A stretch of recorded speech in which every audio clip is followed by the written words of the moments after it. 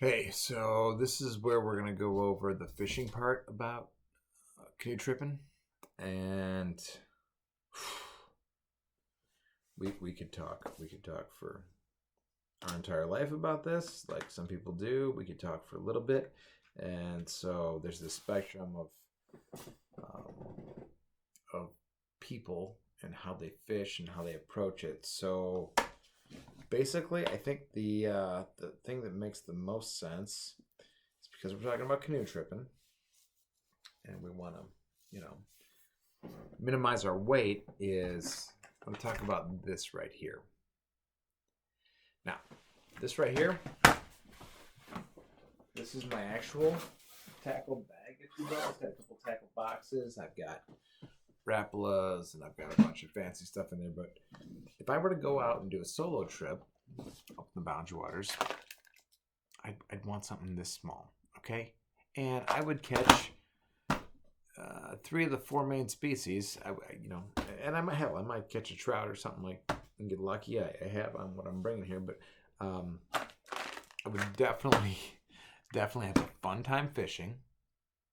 And if I were so inclined to have a fish dinner, I would make that happen with this right here.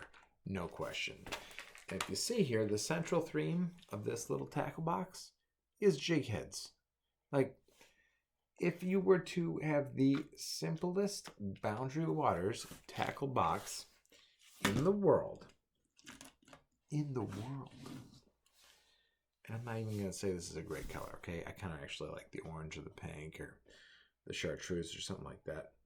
1/8 ounce jig heads. Okay, not super fancy. And I don't even know where this yellow came from. I'm not even a huge fan of yellow, okay? But it would be something along those lines. Let's switch this up. I'm actually going to say that if I had one default presentation, it's impossible for me to do. Okay, one of 2 default presentations, okay? It would be, take that back, one of 3 default presentations. So I like these power baits. These are kind of the same, different colors, right? But they're 3-inch power bait minnow type things. I've caught all 4 species on this one right here.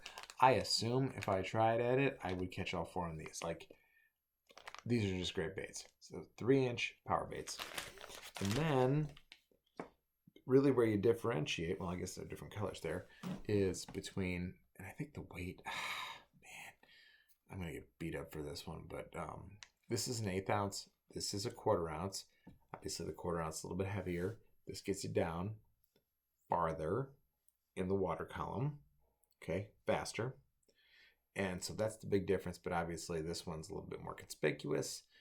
This one's a little bit unseeable, but if I had to pick like one baseline thing, it would be that, and I would catch 3 species. I would catch bass, I would catch pike are freaking idiots, and then I would catch walleye. I have caught walleye.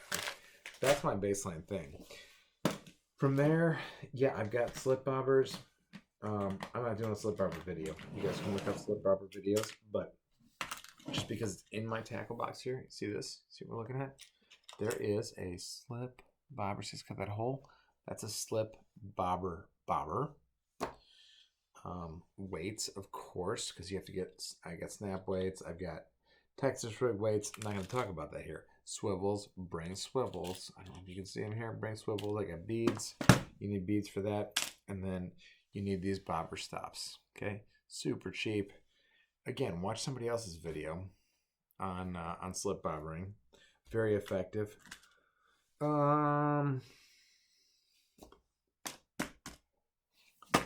That's it. I got some other stuff here. I'm not gonna cover that right now. That's the baseline. Okay.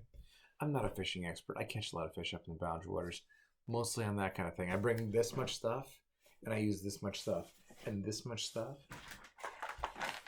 is this right here. Okay. We're creeping near 5. See you.